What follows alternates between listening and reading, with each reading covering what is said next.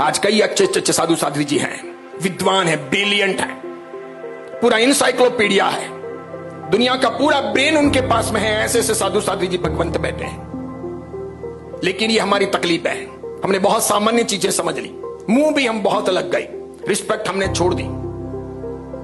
इसीलिए अपने यहां पर इस प्रकार की स्थितियां बन रही। और इन सब के बीच में ज्ञान का मार्ग, कल्याण का मार्ग, लोगों को जैन बनाने का मार्ग, भगवान महावीर की बातें जन जन तक पहुंचाने का मार्ग भी बहुत दूर रह गया। आज हम अपने में, अपनी विधियों में, अपने कार्यों में, अपने प्रोजेक्टों में, अपने कार्यक्रमों में इतने सिमट गए कि वो बाहर की सब चीजें एक तरफ रह गई। हकीकत में आज तकनीकी विकास बहुत हो चुका है और समाज के पास में अच्छा पैसा है। इसकी अपॉर्चुनिटी लेकर के अपने को बहुत बड़ी मात्रा में जैन धर्म का प्रसार प्रचार करना था, जन जन तक वो बातें पहुंचानी थी। हम अपने खुद तक भी नहीं पहुंचा पाए। ईमानदारी से आज घर जाकर के संशोधन करना। मेरे बच्चों को जैन धर्म के बारे में कितना पता है, मेरे परिवार वालों को कितना पता है, मुझे कितना पता है। ठीक है, सामायिक की विधि पता है, चित्तवंदन की विधि पता है, तिकुत तो पता है, 25 बोल पता होंगे, सानकवासी तेरापंथी या मंदिर मार्गी का प्रतिक्रमण आता होगा।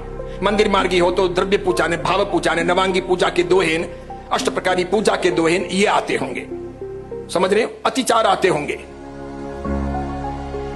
लेकिन जैनिज्म के बारे में डीपली नॉलेज, कि लॉजिकली हम सिद्ध करके सब बातें बता सके, समुचिम क्या है, क्लोनिंग क्या है, हिंसा क्या है, अहिंसा क्या है, क्यों हम आलू प्याज इत्यादि नहीं खाते, उसका वैज्ञानिक रीजन क्या है, क्यों गर्म पानी पीते हैं, क्यों दही के बैक्टीरिया को जीव नहीं माना जाता, अन्य अन्य बातें हैं। कर्मवाद क्या है, अनेकांतवाद क्या है, महावीर के सिद्धांत दुनिया के लिए कारगर किस प्रकार हो सकते हैं।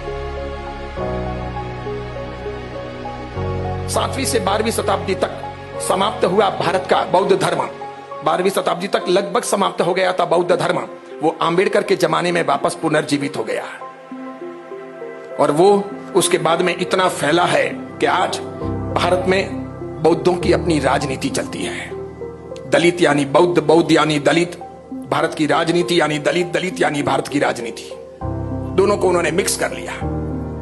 उधर थाईलैंड हो, जापान हो, अन्य अन्य देश हों, छोटे बड़े, कितनी बड़ी मात्रा में सब जगह बौद्ध छाए हुए हैं। उनकी शिक्षाएं, उनकी बातें, उनके अलग अलग प्रकार के रूप सब बाहर रखे जाते हैं, कहे जाते हैं। लोग बहुत बुद्ध को फॉलो करते हैं, उन पर खूब बोला जाता है, खूब लिखा जाता है, खूब कहा जाता है।